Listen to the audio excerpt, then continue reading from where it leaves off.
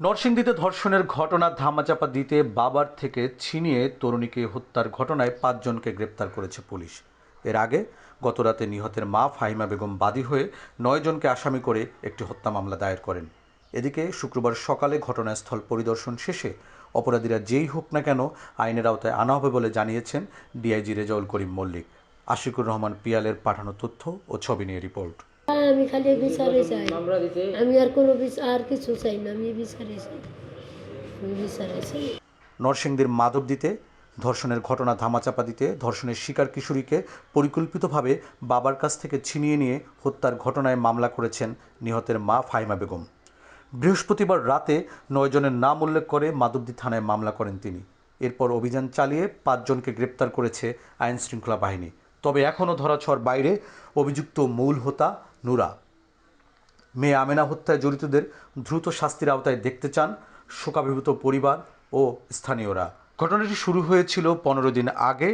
স্থানীয় বখাটে নুরার নেতৃত্বে ৬ জন বখাটে কিশোরী আমেনাকে সংঘবদ্ধভাবে ধর্ষণ করে। এই ঘটনায় স্থানীয় সাবেক ইউপি মেম্বার আহমদ আলী দেওয়ান বিচার করার দায়িত্ব নেন। তবে অভিযোগ উঠেছে তিনি অপরাধীদের সাথে রফাদফা করে মোটা অঙ্কের অর্থ আত্মসাৎ করেন এবং কোনো বিচার না করেই ঘটনাটি ধামাচাপা দেন। পাশাপাশি ধর্ষিতার পরিবারকে গ্রাম ছাড়তে চাপ প্রয়োগ করেন। এদিকে শুক্রবার সকালে ঘটনাস্থল পরিদর্শন শেষে নিহতের পরিবারের প্রতি সমবেদনা জানান নরসিংদী সদরের এমপি খায়রুল কবির খোকন। তিনি অপরাধীরা যে দলেরই হোক না কেন আসামি নুরাসহ সব আসামিকে ৪৮ ঘন্টার মধ্যে গ্রেপ্তারের আলটিমেটাম জানান। কোনো কম্প্রোমাইজ নাই, তাদের কোনো দল নাই, তারা অপরাধী, তারা ক্রিমিনাল, আর তারা দর্শক, তাদের কঠোর শাস্তি হয়। কোনো রকম কম্প্রোমাইজ করা যাবে না, এই ব্যাপারে কোনো ছাড় দেওয়া যাবে না, এবার জিরো টলারেন্স। এর আগে ঘটনাস্থল পরিদর্শন করেন ঢাকা রেঞ্জের ডিআইজি রেজাউল করিম। এই যে আপনাদের যে স্থানীয় লোক লেগে আছে, তারা যে আপনাকে যেতে দিচ্ছে না, এটা আমরা যারা আইনের লোক। তিনি পরিবারের সদস্যদের সাথে কথা বলেন।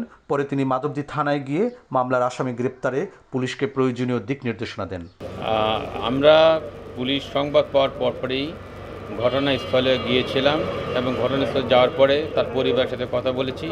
পরিবার বিস্তারিতভাবে আমাদেরকে বলেছে এবং বলার পরে তারা থানাকে তারা আগে পূর্বে অবহিত করে নাই।